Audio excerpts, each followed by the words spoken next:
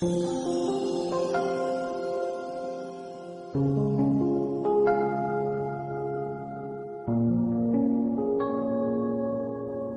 23rd, 2016, Saturday of the second week in Ordinary Time. A reading from the second book of Samuel.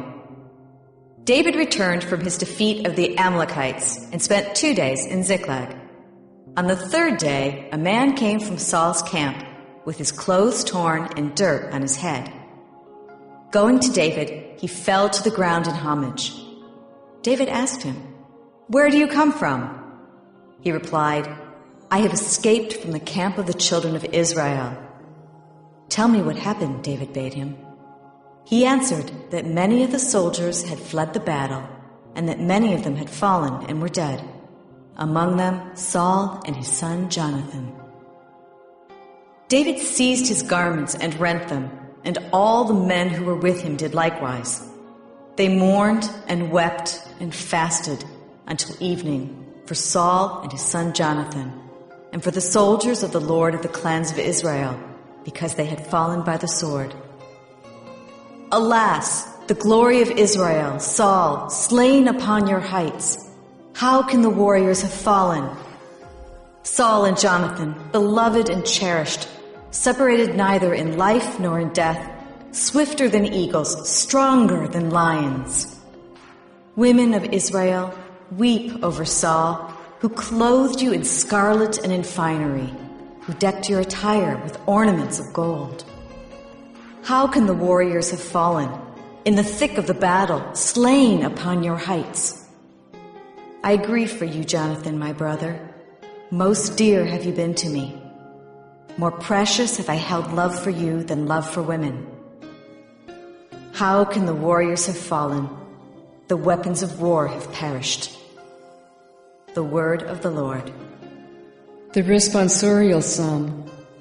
The response is, "Let us see your face, Lord, and we shall be saved." O shepherd of Israel, hearken. O guide of the flock of Joseph, from your throne upon the cherubim shine forth before Ephraim, Benjamin, and Manasseh. Rouse your power and come to save us. Let us see your face, O Lord, and we shall be saved. O Lord of hosts, how long will you burn with anger while your people pray? You have fed them with the bread of tears and given them tears to drink in ample measure. You have left us to be fought over by our neighbors, and our enemies mock us. Let us see your face, Lord, and we shall be saved. A reading from the Holy Gospel according to Mark. Jesus came with his disciples into the house.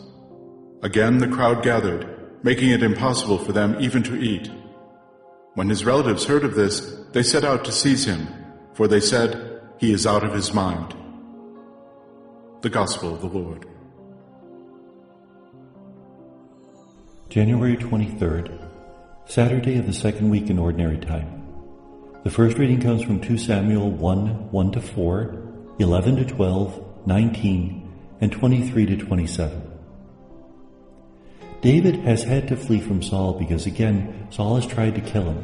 So David and his followers become mercenaries who hire themselves out to some pagan kings. In the process, he fights against the Amalekites and defeats them. And word arrives that Saul has been defeated by the Philistines. Not only defeated, but Saul and Jonathan have been killed. Now Saul has been trying to kill David for quite a long time. What is David's reaction? Instead of rejoicing at the death of his enemy, he mourns for the fact that an anointed one of Israel has been killed.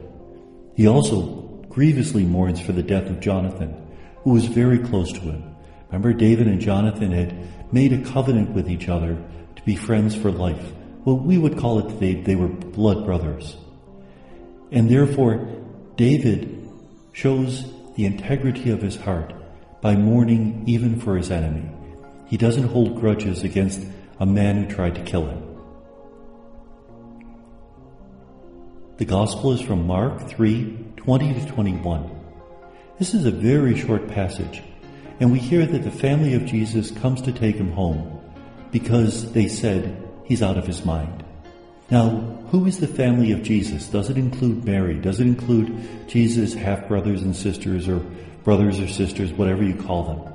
It's not clear. It just says the family of Jesus. And then who is saying that he's out of his mind?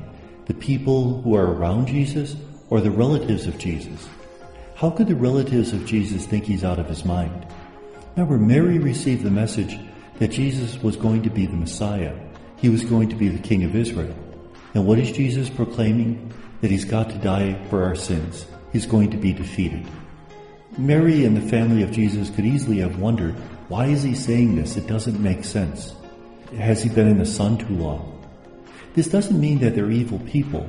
A common message throughout Mark is that the apostles and even the family of Jesus have a rough time figuring out who he is because he looks so normal, he looks so human. It's almost impossible for them to believe he's the Messiah, and even more, that he's the Son of God. And yet that's what they're called to believe. In fact, in the Gospel of Mark, there's a miracle that more or less exemplifies what they have to go through. In chapter 8 of Mark, Jesus heals a man who's blind and says, "What do you see now?" And he says, "I see people, but they look like walking trees."